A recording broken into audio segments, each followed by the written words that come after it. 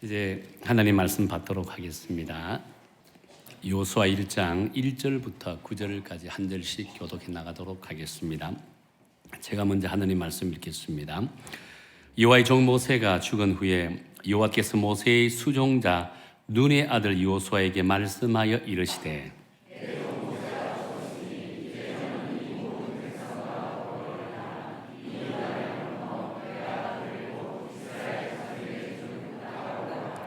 내가 모세에게 말한 바와 같이 너희 발바닥으로 밟는 것은 모두 내가 너희에게 주었노니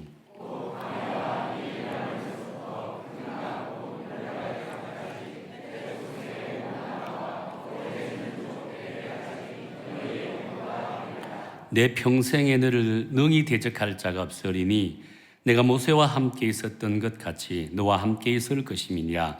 내가 너를 떠나지 아니하며 버리지 아니하리니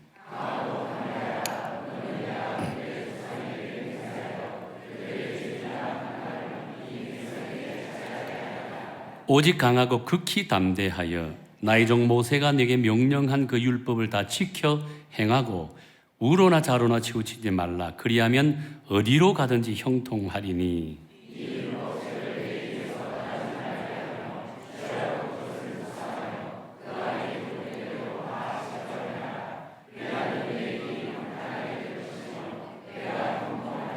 같이 읽겠습니다. 내가 내게 명령한 것이 아니냐. 강하고 담대하라. 두려워하지 말며 놀라지 말라. 내가 어디로 가든지 내 하나님 여호와가 너희와 함께 하느니라 하시니라. 아멘, 아멘, 아멘.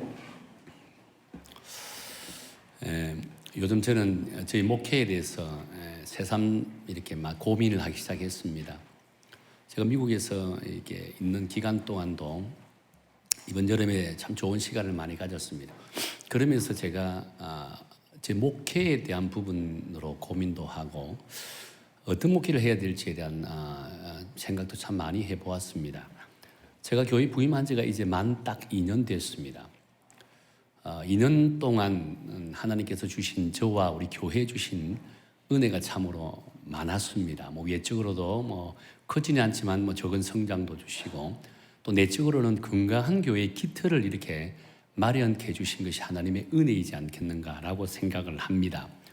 그런데 교회가 점점 안정이 되고 또 제자리를 잡아가고 정말 이제는 우리 교회가 어디 교회 내 나와도 부족함이 없는 건강한 교회가 되어가는 모습을 볼 때면 제 스스로 짊어지는 짐에 대한 부분이 더 무거워지는 것을 느끼게 된다는 겁니다. 나의 부족을 깨닫는다는 거예요. 그러면서 알게 모르게 또 스트레스가 오기도 하고 또 받기도 하고 그러면서 앞으로 어떤 목회를 해야 될지에 대한 고민도 참으로 많이 하게 되더라고요. 그런 생각을 하는 가운데 이 여호수아를 이렇게 묵상을 하게 되었습니다.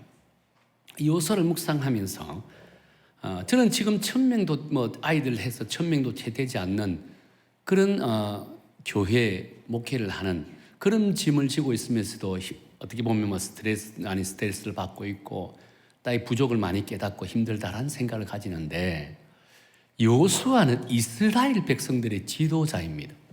그 이스라엘 백성들의 지도자로서 가지고 있는 그 무게감은 도대체 어느 정도일까를 생각해 봤다는 겁니다. 아마 설악산 가면 울산바위라는 것이 있을 것입니다. 울산바위를 짊어지고 있는 그 무게감 정도이지 않겠는가라고 생각한다는 겁니다. 그 말은 인간으로 감당할 수 없는 무게라고 하지 않을까요? 여러분 여호수아 1장은 우리가 잘 알다시피 40년간의 광야 생활을 마무리하고 하나님이 약속한 땅 가나안 땅을 지척에 두고 이제 가나안 땅을 정복하면 되는 그 시점입니다. 그때 갑자기 모세가 죽게 되었다 한다는 겁니다. 그래서 모세가 죽고 난 이후의 말씀을 기록한 것이 여호수아 1장 말씀이라고 한다는 겁니다. 그래서 1장 1절 시작을 여호와의 종 모세가 죽은 후에 라고 시작한다는 겁니다. 자, 모세가 갑자기 죽었습니다. 이스라엘 백성들은요, 이 메마르고 황폐한 사막에서도 이 40년이라는 시간 동안 어떻게 보면 아무런 문제 없이 그들이 보내게 되었잖아요. 그 모든 것들이 어떻게 보면 모세라고 하는 지도자가 있었기 때문에 가능하다라고 할 수 있었다는 겁니다. 그런데 그런 모세가 죽었다는 거예요. 이것은 이스라엘 백성들 전체에게 엄청난 비보였을 것입니다. 자연히 백성들은 혼란을 겪을 수밖에 없는 상황이었다는 거예요. 그런데 그때 하나님께서 이 시점에 하나님께서 여호수아라고 하는 어떻게 보면 지도자를 이스라엘 백성들을 이끌어 나갈 지도자로 세우는 것을 보게 된다는 겁니다. 아마 모세가 죽고 난 이후에 이방 민족이 침입을 해오면 이 나라는 큰 위기에 직면할 수 있는 그런 상황이라고 할 수 있었습니다. 그래서 백성들의 마음은 어떤 마음이 들까요? 이제 우리나라는 어떻게 할 것인가, 어떻게 우리나라가 앞으로 될 것인가에 대한 막막함이 있지 않겠습니까? 그럴 때 하나님이 여호수아를 백성의 지도자로 세웠다는 거예요. 또한 이스라엘 백성들도 하나님이 세우신 여호수아를 지도자로 받아들이게 되는 모습을 보게 된다는 겁니다. 그런데 당사자인 여호수아는 어떤 마음이었을까요? 당사자인 여호수아는요, 아직 준비가 되지 않았다는 것을 깨닫게 된다는 겁니다. 모세와 비교해 볼 때 스펙이 뛰어난 것도 아닙니다. 언변이 뛰어난 것도 아니에요. 지혜가 뛰어난 것도 아닙니다. 자신과 모세를 비교해 보니 어느 것 하나 나은 것이 없더라라는 겁니다. 그럼 내가 어떻게 이 이스라엘 백성들의 지도자가 될 수 있으며 이들을 데리고 어떻게 가나안 땅을 정복할 수 있을까? 나름 두려움에 빠져 있었다는 겁니다. 힘의 겨움에 빠져 있었다는 거예요. 그래서 내가 지금 가지고 있는 이 짐을 다 내려놓고 싶은 그런 마음들을 가지고 있었다는 거예요. 그때 하나님께서 여호수아에게 나타나셔서 1장 말씀을 통해서 그에게 용기 있는 말씀을 줍니다. 강하고 담대하라. 두려워하지 말라. 강하고 담대하라는 말 속에 극히 강하고 담대하라는 말씀을 줍니다. 걱정하지 말라는 겁니다. 그리고 내가 가는 곳곳마다 내가 너와 함께 하겠다는 거예요. 네가 발바닥 밟는 곳이 내가 너에게 주겠다. 아니 이미 주었다는 거예요. 너는 하나님의 말씀만 붙들고 내가 지시하는 곳으로 가기만 하라는 겁니다. 그 모든 것은 내가 책임지겠다는 겁니다.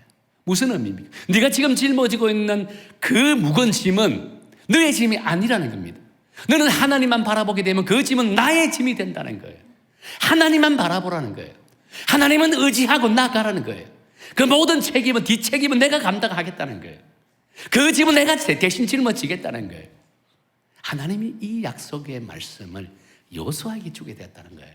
여호수아는 이 하나님의 약속의 말씀을 듣고 백성들을 데리고 가나안 땅을 정복하기 시작했습니다.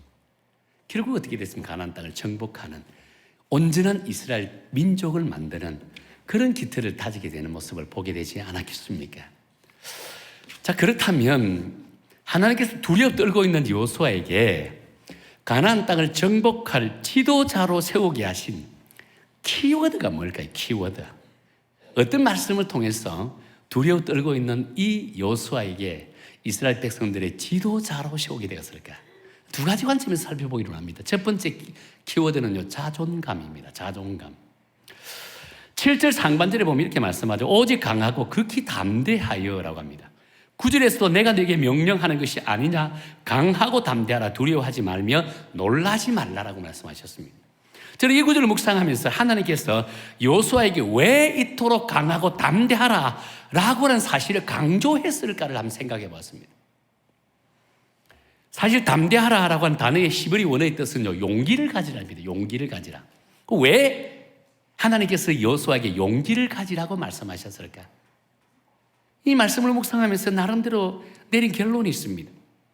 그래서 하나님께서 단순히 여호수아에게 용기를 불어넣어 주기 위해서 이 용기를 가지라, 담대하라 라고 말씀하신 것은 결코 아니라고 할 수 있다는 겁니다.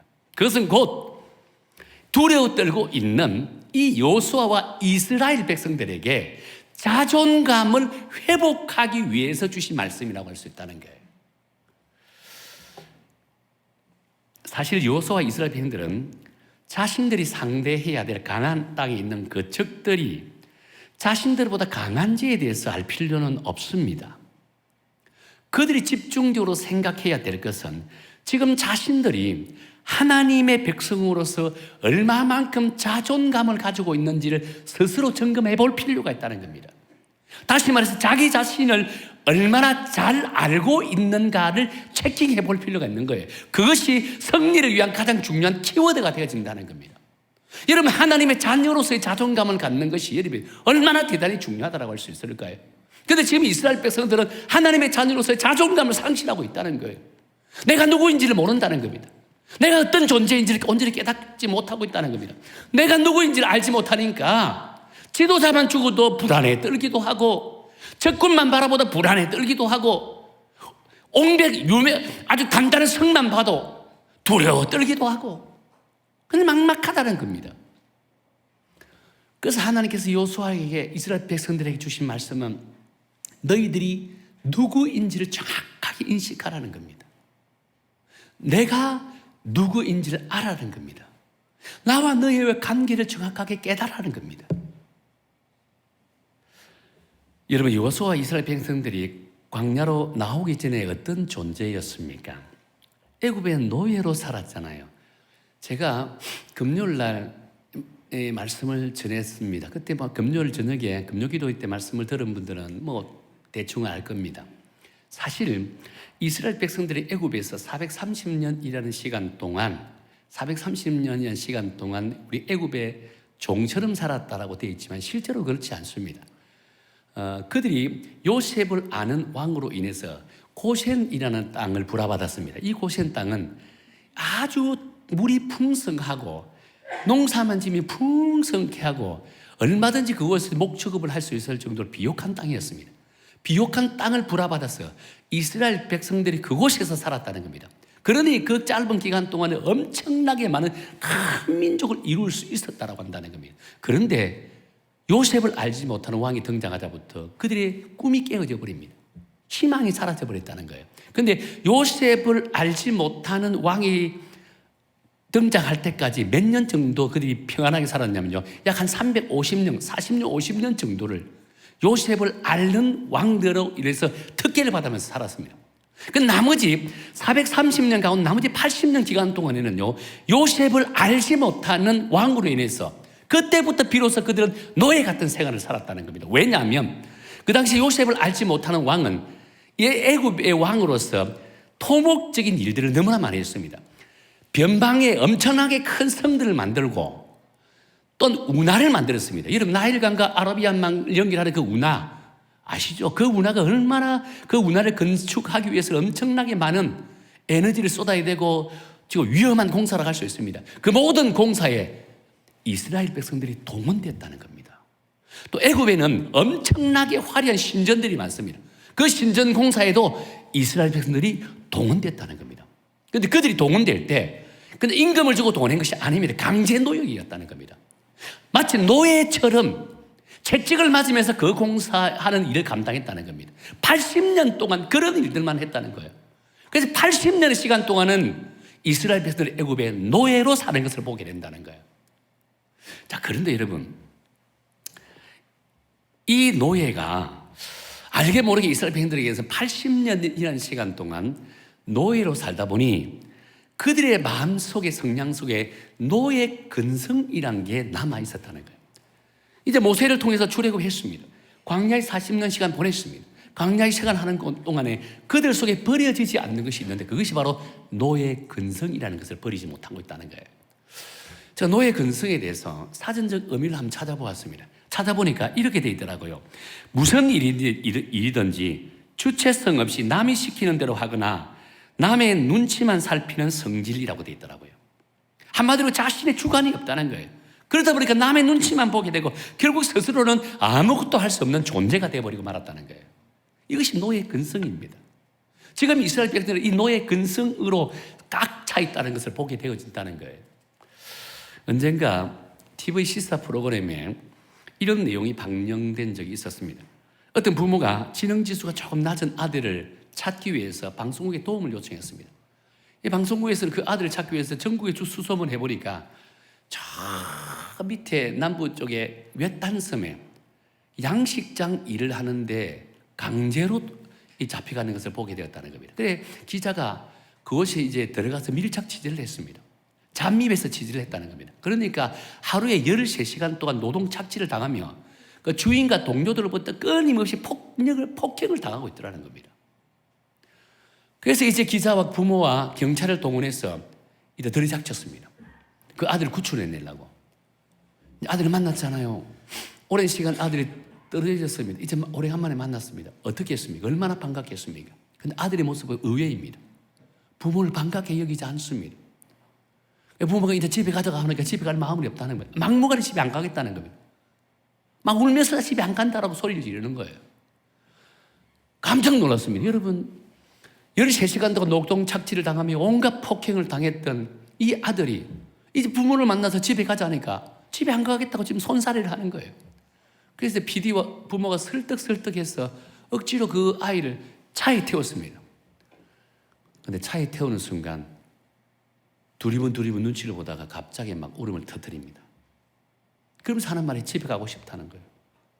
그 왜 그럼 조금 전에 집에 안 간다고 했냐? 사장이 지켜보고 있으니까, 동료들이 지켜보고 있으니까 두려워서 집에 가지 않겠다고 했다는 거예요.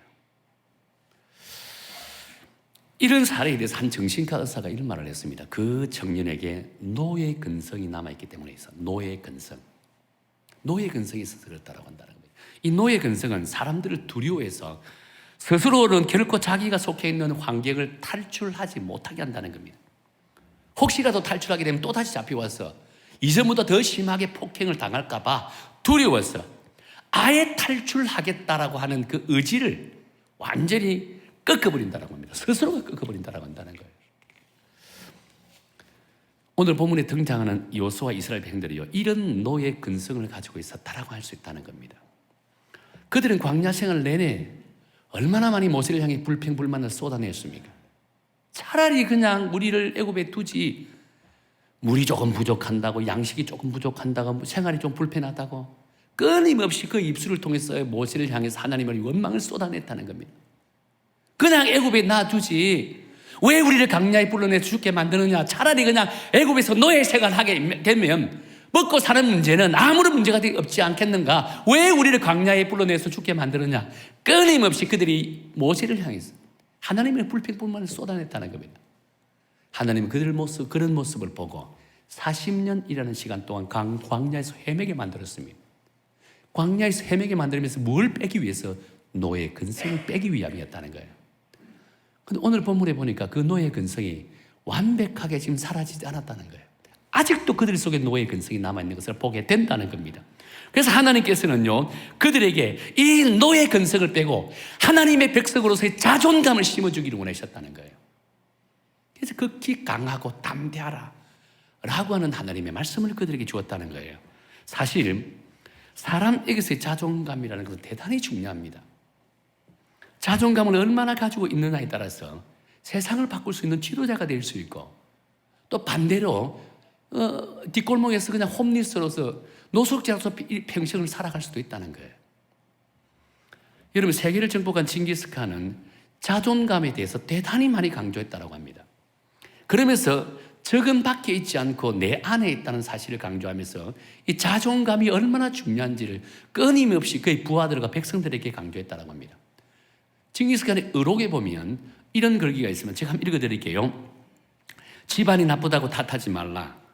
나는 9살 때 아버지를 잃고 마을에서 쫓겨났다. 가난하다라고 말하지 말라. 나는 들쥐를 잡아먹으며 연명했다. 배운 것 없다고 탓하지 말라.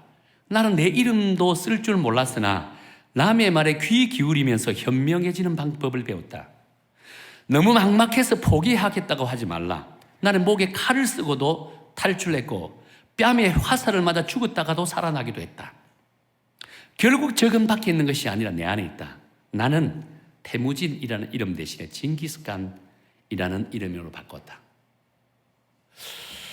여러분, 태무진은 쇠라고 하는 이름의 뜻을 가지고 있더라고요. 그럼 징기스칸 이름 뜻이 무엇인 줄 아세요? 세계왕, 위대왕이란, 위대한 왕, 세계의 왕이란 뜻을 가지고 있더라고요. 여러분, 징기스칸의 세상적인 가치 판단으로 보면 아버지 같고 가난하고 배운 것 없고 무식하고 감옥에 갇히기도 하고 화살에 맞아 죽을 고비를 넘겼습니다. 정말 지독하게 운이 없는 그런 남자라도 할 수 있겠죠. 아무것도 내세울 것이 없는 사람이었지만 그에게는요, 스스로 세계의 왕, 위대한 왕이라는 자존심을 가지고 있었다는 겁니다. 여러분, 세계의 왕, 위대한 왕이라는 자존심을 가질 수 있는 근거가 어디인 줄 아세요? 징기스칸은 원래는 왕족이었다고 합니다. 그 왕족이 몰락당해서 아버지가 죽고 그 주부족들이 멸주를 당했다고 합니다. 뿔뿔이 흩어졌다고 합니다.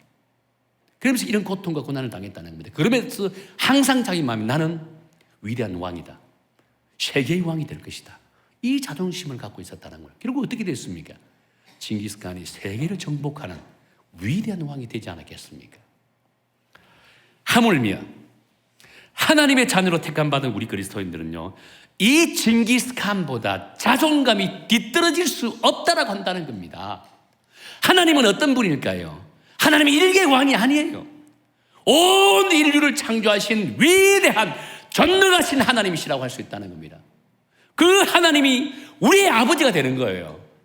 그 하나님의 자녀가 된다는 거예요. 그런데 우리는 왜 자그마한 일에 스스로 위축당하며, 왜 스스로 약해지 빠져서 수시로 그냥 포기하겠다, 절망하고 낙심하고 안타까운 모습을 가지고 있을까요? 오늘 9절 하반절에서 분명히 말씀하고 있잖아요. 강하고 담대하라, 두려워하지 말라, 놀라지 말라, 내가 어디로 가든지 내 하나님 여호와가 너와 함께 하느니라. 하나님이 우리에게 주신 말씀이에요. 당신의 택함 받은 백성들에게 주시는 하나님의 위대한 말씀이라고 할 수 있다는 거예요. 그래서 우리가 하나님의 백성이라면 어떤 상황 가운데서 두려워할 필요가 없다는 것입니다. 담대해야 된다는 겁니다. 당당하게 세상 속에 그리스도인으로 살아가야 된다는 거예요. 그렇다면 하나님께서 우리에게 힘과 능력을 불어넣어 주는 거예요. 우리 스스로가 위축되어 있으니까 하나님에게 에너지를 계속 불어넣어 주려 해도 우리가 외면하고 있다는 겁니다. 그러니까 오늘 우리 모두는요, 하나님의 나라의 로얄 패밀리입니다. 여러분 하나님의 나라를 로얄 패밀리예요.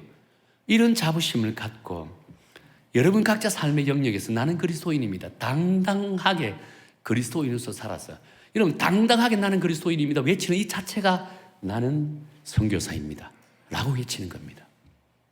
그럴 때 여러분을 통해서 하나님의 나라가 세워지고, 하나님의 나라를 세우기 위해서 여러분 삶의 여정을 간섭한다는 겁니다. 개입하신다는 겁니다.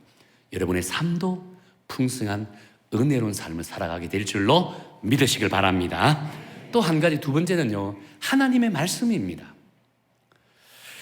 7절에 보세요. 7절 다 함께 읽어볼까요? 우리 7절 다 함께 읽을게요. 7절입니다. 시작. 오직 강하고 극히 담대하여 나의 종 모세가 내게 명령한 그 율법을 다 지켜 행하고 우로나 좌로나 치우치지 말라. 그리하면 어디로 가든지 형통하리라 라고 합니다. 지금 이스라엘 백성들은요, 가나안 땅을 정복하기 위해서 전쟁 준비에 여념이 없습니다. 놀랍게도 하나님께서 이스라엘 백성들에게 가나안 정복 전쟁에 필요한 전략을 세우라고 말씀하지 않았습니다. 오늘 이스라엘 백성들에게, 그 분주한 이스라엘 백성들에게 하나님이 주신 말씀은요, 말씀을 듣고 지켜 행하라고 말씀하고 있다는 겁니다. 말씀을 듣고 지켜 행하라. 우리는 상식적으로 생각해 보면 전쟁을 앞둔 상황에서는 전략을 세워야 됩니다. 백성들을 점검해야 됩니다. 사기를 진작시켜야 됩니다. 그래서 전쟁에 나가서 용맹스럽게 싸울 수 있잖아요. 오늘 본문에서 하나님께서는요, 그런 상식적이고 합리적인 준비반을 연저 동떨어진 명령을 내리고 있다는 것입니다. 말씀을 듣고 지켜 행하라고 말씀하고 있는 거예요. 그다음 왜 이 시점에 하나님께서 이스라엘 백성들에게 말씀을 듣고 지켜 행하라고 말씀하고 있을까요? 여기에 대해서 7절 하반절에 답이 나옵니다. 7절 하반절에 이렇게 말씀합니다. 우로나 좌로나 치우치지 말라. 그리하면 어디로 가든지 형통하리라 라고 했다는 겁니다. 하나님께서 이스라엘 백성들에게 말씀을 지키게 하신 이유는 그들이 가야 할 길이 어떤 길이 정확하게 보여주기 위함이었다는 겁니다. 왜냐하면 이스라엘 백성들은요, 하나님께서 분명히 말씀했잖아요. 모세를 통해 출애굽을 시켰습니다. 온갖 기적과 이적을 보여주시면서 출애굽을 시켰습니다. 그렇다면 이제 광야를 거쳐서 쭉 그냥 가나안 땅에 직속적으로 가야 됩니다. 직진해서 들어가야 된다는 거예요. 근데 광야를 갈 때마다 이런 불평 저런 불평 가다가 다시 밑으로 내려오고 돌고 가다가 다시 밑으로 내려오고 돌고 가다가 다시 밑으로, 이게 40년 동안 뺑뺑이 돌았다는 거예요. 하나님께서는요 분명히 말씀하셨습니다. 너희들은 출애굽과 가나안 땅으로 가라. 근데 그들은 가나안 땅으로 직진하지 못했습니다. 끊임없이 돌고 돌았어요. 왜 돌고 돌았을까요? 그들이 하나님의 말씀을 의지하기보다 내 삶을 우선적으로 생각하고 내 편리를 우선적으로 생각했기 때문입니다. 내가 조금 불편하니까 불평불만 쏟아내고 내 삶이 좀 곰핍하니까 또 쏟아내고 그러니 하나님께서 또 돌리는 거예요. 또 돌리는 거예요. 이제는 하나님께서 말씀하셨습니다. 더 이상 세상을 바라보지 말라. 하나님의 말씀을 봐라. 이 말씀을 바라보는 것은요 하나님의 언약의 말씀을 보라는 겁니다. 내가 과거 너희 조상들에게 주신 그 말씀이 무엇인지를 바라보라는 겁니다. 내가 너희 조상들에게 언약한 것이 무엇인지를 보라는 겁니다. 그 말씀이 너의 삶의 길이요 진리요 등불이 되어진다는 겁니다. 그 말씀을 바라보고 가라는 거예요. 그 말씀을 의지하고 가라는 거예요. 그렇다면 가나안은 정복하게 될 것이라는 겁니다. 세상을 바라보면 또 백도하고 또 백도가 된다는 겁니다. 하나님의 말씀만 바라볼 때 가나안을 곧장 직진해 나갈 수 있다는 거예요. 사랑하는 성도 여러분, 우리의 인생을 살아가면 우리 자신을 돌아보면 여러분들은 어떤 인생을 살아간다고 생각합니까? 분명히 우리는 이 땅에 하나님의 나라를 이루어 세웠다라고 말씀하셨는데 우리를 통해서 하나님의 나라를 이루어 나가신다 했잖아요. 우리 세상을 살아갈 때 무엇을 보고 살아가야 되죠? 하나님의 약속의 말씀을 붙들고 살아가야 됩니다. 그것이 오늘 본문에서 형통이라 했거든요. 근데 우리는 그렇지 않다는 겁니다. 하나님의 말씀만 의지하고 그 말씀만 바라보면 이 땅은 하나님의 나라가 이루어집니다. 끊임없이 우리의 삶을 바라보고 우리의 생각을 의지하고 우리의 지혜를 의지하고 내 삶의 형편을 바라보니까 하나님 우리를 통해 하나님의 나라가 이루어지지 않는다는 거예요. 하나님께서 오늘 우리에게 분명히 말씀하셨습니다. 하나님의 말씀을 묵상하고 그것을 듣고 지켜 행하라. 그리하면 너의 삶이 형통하게 되리라고 했다는 겁니다. 여러분 형통은 제가 계속적으로 강조하잖아요. 내가 원하는 것 이루어지고 내 사업이 번창하고 내가 건강해서 날마다 아이고 그냥 막 아리랑 하면서 내 삶이 너무너무 기쁘고 행복하게 누리는 것이 형통이라 아니라고 했잖아요. 형통, 우리 그리스도인 형통이 그게 아니에요. 우리 그리스도인 형통은 내 삶을 통해서 하나님의 뜻과 하나님의 섭리가 이루어집니다. 하나님의 영광이 내 삶을 통해 드러날 때 비로소 우리 인생은 형통이라고 할 수 있다는 겁니다. 여러분이 원하는 것 성취되는 것이 형통이 아닙니다. 나의 삶을 통해서 하나님의 영광이 드러날 때 그 삶이 형통한 삶이라고 할 수 있다는 겁니다. 어떻게 할 때? 하나님의 말씀대로 살려고 노력하고 하나님의 말씀을 듣고 지켜 행할 때 나의 삶을 통해서 하나님의 영광이 드러나게 된다는 겁니다. 그런 자가 형통한 삶을 살아가게 될 것이다 라고 말씀하고 있다는 거예요. 그렇습니다. 지금 이스라엘 백성들에게서는요 가나안에 들어가기 위해서 무기와 병력을 점검하고 작전을 짜고 지형을 숙지하는 것이 우선이 되어서는 안 된다라고 할 수 있다는 겁니다. 그들에게서 무엇보다 하나님의 율법을 입에서 떠나지 말게 하고 그것을 주의하러 묵상하는 것이 중요하다는 겁니다. 왜냐하면 하나님의 백성은요 나의 생각과 나의 의지보다 하나님의 뜻을 드러내야 되기 때문입니다. 하나님의 뜻이 나를 통해서 이루어져야 되기 때문입니다. 하나님의 영광이 나를 통해서 드러나야 되기 때문입니다. 그래서 그들은요 하나님의 말씀을 묵상하고 그 말씀을 지켜 행하는 그런 믿음의 삶을 살아야 된다는 겁니다. 사실 가나안 땅은 이미 오래전에 이스라엘 백성들에게 주어진 땅이었잖아요. 요사 1장 3절에 보면 이렇게 말씀합니다. 1장 3절 한번 읽어볼까요? 1장 3절입니다. 시작. 내가 모세에게 말한 바와 같이 너희 발바닥으로 밟는 곳은 모두 내가 너희에게 주었노니라고 합니다. 발바닥으로 밟는 것은 모두 주었다라고 했습니다. 이는 곧 내가 밟는 곳은 이미 너희에게 주어졌다. 주어진 땅이긴 해. 발바닥으로 밟아라. 그럼 너희의 것이 될 것이다 라고 하는 말씀이었다는 겁니다. 이미 주어진 땅을 믿음으로 하나씩 정복해 나가라고 한다는 거예요. 이것은 굉장히 중요한 메시지입니다. 가나안 땅은 인간적인 지략과 인간적인 용기를 동원해서 쟁취하는 것이 아닙니다. 이미 나에게 준 땅을 믿고 들어가서 밟기만 하면 그것이 내 것으로 확인하는 땅이라고 한다는 겁니다. 내 것으로 확인하는 땅입니다. 그렇게 가나안 땅을 정복하기 위해서는요, 이스라엘 백성들이 얼마나 하나님의 통치와 약속을 믿고 순종하는가에 달려있다라고 할 수 있다는 겁니다. 그래서 8절 말씀처럼 하나님의 말씀을 묵상하고 그 말씀을 내 삶 속에 적용하려고 날마다 그 말씀과 씨름하게 될 때 하나님의 약속은 성취되어진다는 겁니다. 가나안 땅이 비로소 이스라엘 백성들이 되어진다라고 할 수 있다는 겁니다. 얼마나 중요한 말씀이라고 할 수 있을까요? 저는 이 구절을 묵상하면서 참으로 많은 도전을 받았습니다. 지난 주간에 선배 목사님과 함께 식사를 하고 차를 마시면서 선배 목사님이 이런 이야기를 하더라고요. 앞으로 한국 교회 10년, 20년 되면 교회 절반이 문을 닫을 것이다라고 한다는 거예요. 10년, 20년 되면 한국 교회 절반이 문을 닫는다는 겁니다. 깜짝 놀랐습니다. 여러분은 어떻게 생각합니까? 한편으로는 동의가 되고 한편으로는 동의가 되지 않더라고요. 동의되는 부분이 어떤 부분일까요? 근간의 한국 교회는 복음 증거하는 사역에 등한시합니다. 복음 전하는 교회가 점점 사라지고 있다고 합니다. 실제로 우리 부천에서 전도하는 교회 몇 개 없습니다. 왜 전도하지 않는가? 세상이 교회를 향해서 지극히 교회에 대한 관심이 사라지고 교회를 도리 욕을 한다는 겁니다. 이럴 때 전도가 말이 되냐? 전도의 당위성을 잃어가고 있다고 이야기한다는 겁니다. 그러니 한국 교회의 미래가 불투명해질 수밖에 없다고 한다는 거예요. 이해가 됩니다. 반면 동의가 되지 않는 것은요, 교회는 여러분 사람이 세우신 곳이 아닙니다. 하나님이 세우신 곳입니다. 하나님이 교회를 세우셨다는 거예요. 그 어떤 상황이라도 하나님께서 사람을 세워서 교회를 존재케 한다는 겁니다. 교회 주인은 사람이 아니에요. 김기주 목사 의성교회 주인이 아닙니다. 장로님들이 아니에요. 중직자들이 아니에요. 하나님이 교회 주인이라고 할 수 있다는 거예요.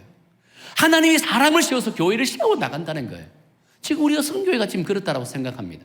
우리 여성교회 성도님들을 깨우쳐서 여러분을 통해서 열심히 복음 전하게 하고 있잖아요. 하나님의 나라를 세우게 하고 있잖아요. 그러니까 교회가 이 어려운 시기라도 조금씩 성장해 나가는 거예요. 열매를 맺어 나간다는 거예요. 누가 하신다고요? 하나님이 하신다는 거예요. 우리를 깨우쳐서 하나님이 하신다는 거예요. 그래서 어떻게 교회가 문을 닫을 수 있을까요? 저는 그렇지 않다고 생각한다는 거예요. 특히 우리 어성교회는 저는 한 해 한 해 내일의 희망이 있다고 저는 확신합니다. 우리 성도님들 하는 모습 보면 기대감을 가질 수 있어요. 제가 이렇게 기대감을 갖는데 하나님은 우리 어성교회를 향해서 어떤 기대감을 가지고 있을까요? 저는 제가 가지고 있는 기대감보다 몇십 배 더한 기대감을 여러분들을 통해서 가지고 있다 저는 확신합니다. 우리 교회는 정말 좋은 교회입니다. 우리 성도님들 너무 귀한 성도님들입니다. 이런 성도님들을 통해서 하나님 마지막 때 하나님의 나라를 이루어 나간다는 겁니다. 분명한 사실은 하나님께서는 오늘 우리가 사는 이 땅을 이미 우리에게 주셨습니다. 왜냐하면 당신께서 십자가의 대속제물이 되셨잖아요. 십자가에서 그 피 흘린 피가 땅을 적심으로 이 땅이 이미 하나님 나라에 기속되었다는 겁니다.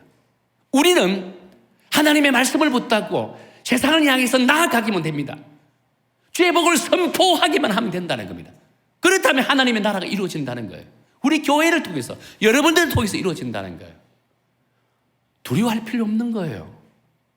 담대하게 세상을 향해서 선포하기만 하면 된다는 겁니다. 이미 주어진 것이 우리의 땅이 되어진다고 한다는 거예요. 우리 여성교회는 이런 교회입니다. 우리 여성교회 이런 교회가 되어야 된다는 거예요. 이제 말씀을 맺겠습니다. 여호수아가 하나님께 주신 그 자존감을 회복하고 하나님 말씀을 붙들므로 가나안 땅을 완벽하게 정복하게 되었습니다. 우리 그리스도인들 오늘 주신 말씀이 너희는 강하고 담대하라고 말씀하셨습니다. 왜? 이미 너에게 이 땅을 주었다라고 했다는 겁니다. 예수 그리스도께서 십자가 피 흘림을 통해 그 피가 땅을 적심으로 그 땅이 이미 하나님 나라에 기속되어졌다는 겁니다. 우리는 약속의 말씀을 붙들고 세상을 향해서 주의 복음을 선포하기만 하면 된다는 겁니다. 그렇다면 우리의 땅이 되어진다는 거예요. 하나님의 나라가 되어진다는 거예요. 우리 여성교회 확장성에 대한 고민을 하고 있습니다. 확장성은 여러분들이 세상에 나가서 주의 복음을 선포하기만 하면 됩니다. 우리 교회 확장되어진다는 거예요. 위대한 교회가 되어진다는 거예요. 우리가 이제 전도 축제를 앞두고 있습니다. 나는 선교사입니다. 스스로 정체성을 회복하기를 원합니다. 이 사명을 붙들고 이번 기간 동안 정말 하나님 주신 약속의 말씀을 붙들고 사명을 감당하고 하나님의 말씀을 세상에 선포하는 그런 믿음의 성도가 되기를 축원합니다. 그렇다면 교회가 축복받는 것도 뿐만 아니라 여러분의 개인의 삶도 하나님의 크신 은혜와 은총이 충만하게 될 줄 믿습니다. 온전한 그리스도인으로, 건강한 그리스도인으로 시험받는 우리 믿음의 성도가 되기를 예수님 이름으로 축원합니다.